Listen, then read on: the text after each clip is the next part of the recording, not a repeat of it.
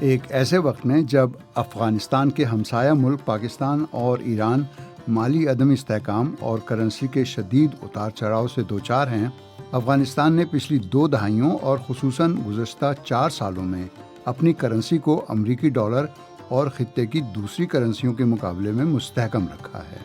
ایسا کیوں کر ممکن ہوا؟ خاص طور سے اگست 2021 میں طالبان کے دوبارہ اقتدار میں آنے کے بعد محدود سفارتی اور تجارتی تعلقات کے تناظر میں۔ B B C Afghan service اور فیکٹ چیکنگ ٹیم کے مضمون پر مبنی بی بی سی ریڈز کے ساتھ میں عمر آفریدی ہوں۔ آپ سن رہے ہیں بی بی سی ریڈز۔ پہلے تو افغان اور افغانی سے متعلق ایک وضاحت۔ جیسے پاکستان کے شہریوں کو پاکستانی اور ایران کے شہریوں کو ایرانی کہا جاتا ہے، بالکل اسی طرز پر بہت سے لوگ افغانستان کے شہریوں کو بھی افغانی کہہ دیتے ہیں، جو غلط ہے۔ افغانستان کے رہنے والے افغان کہلاتے ہیں، جبکہ افغانستان کے سکے یعنی کرنسی کو افغانی، جی ہاں، افغانی کہا جاتا ہے۔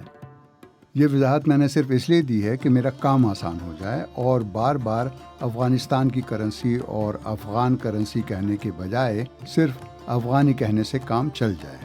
تو بات ہو رہی تھی کہ گزشتہ تقریباً 20 سالوں میں افغان کرنسی یعنی افغانی کی قدر امریکی ڈالر کے مقابلے میں صرف 18 افغانی کم ہوئی ہے۔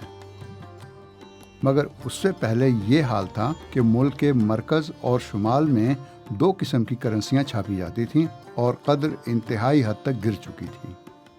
دا افغانستان بینک یعنی افغانستان کے قومی یا مرکزی بینک کے سابق صدر عبدالعزیز بابکرخیل کے مطابق 90 کی دہائی میں غیر ذمہ دارانہ طریقے سے بہت زیادہ تعداد میں افغانی چھاپی گئی۔ انہوں نے بتایا کہ 2002 میں بین الاقوامی مالیاتی اداروں کی مشاورت سے افغانستان میں مالی اصلاحات متعارف کروائی گئیں۔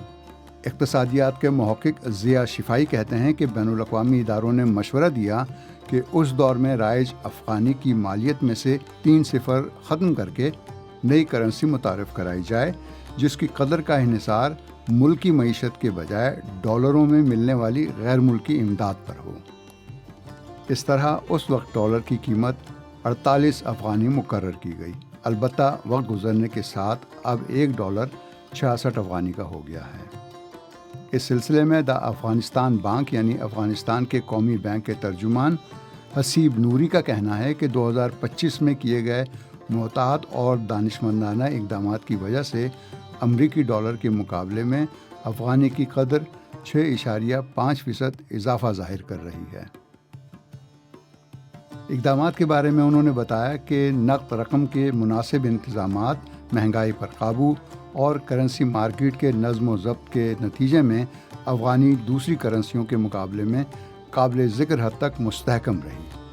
اس کے علاوہ طالبان حکومت نے رقوم کے لین دین میں پاکستانی روپے کے استعمال پر پابندی عائد کر دی۔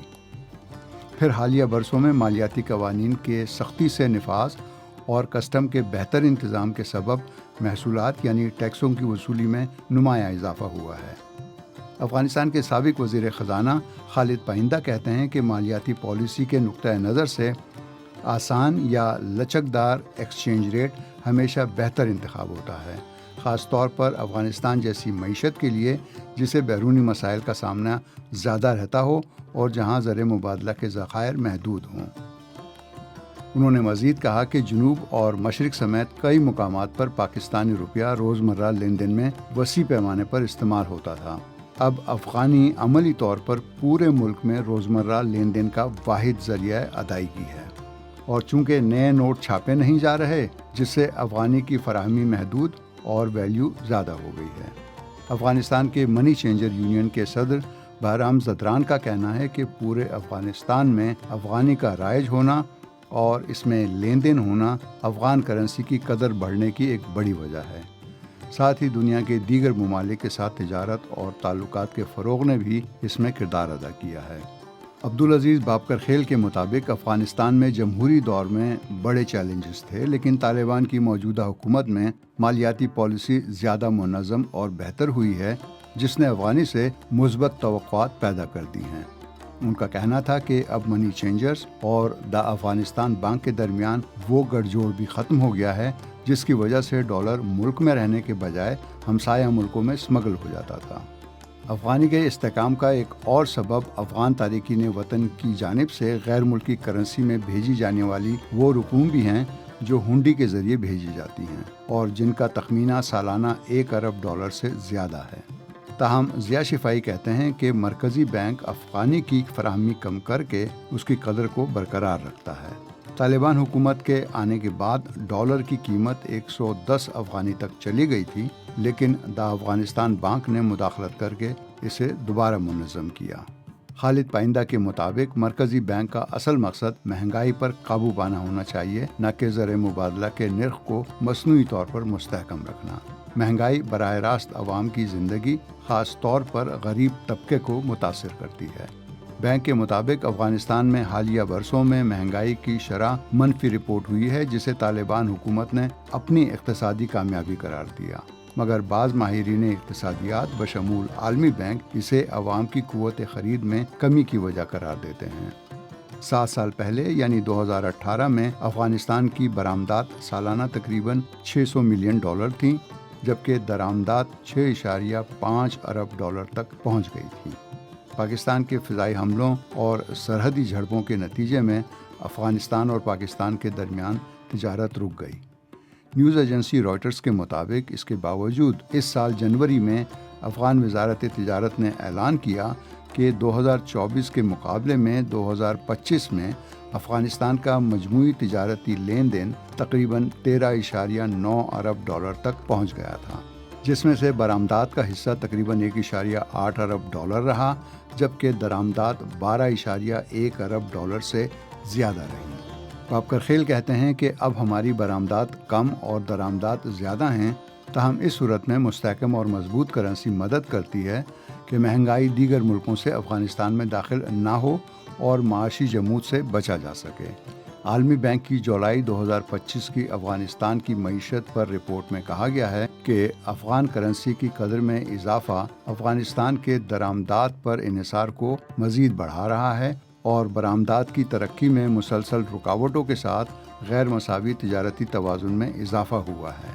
افغان کرنسی کی مضبوطی نے غیر ملکی اشیاء کو سستا بنا دیا ہے اور درآمدات پر انحصار کو مزید تقویت دی ہے۔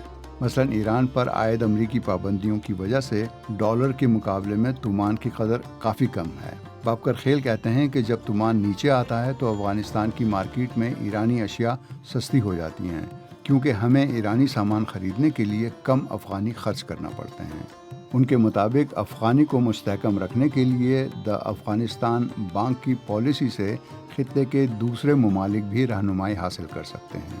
محقق ضیاء شفائی کہتے ہیں کہ پاکستانی روپے کی قدر میں کمی نے اس ملک کی برآمدات کو فروغ دیا ہے، اور اگر افغانستان کا مرکزی بینک بتدریج اجازت دے کہ افغان کرنسی اپنی اصل قدر کی طرف جائے تو یہ پیداواری معیشت کے لیے فائدہ مند ہوگا۔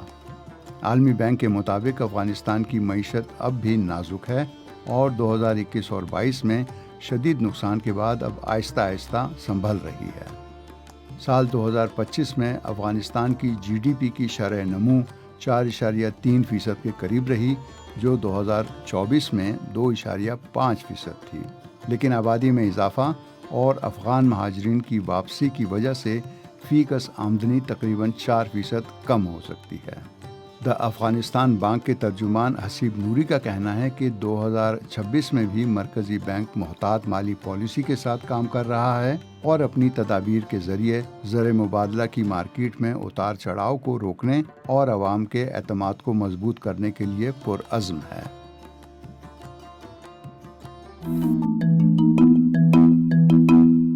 BBC Reads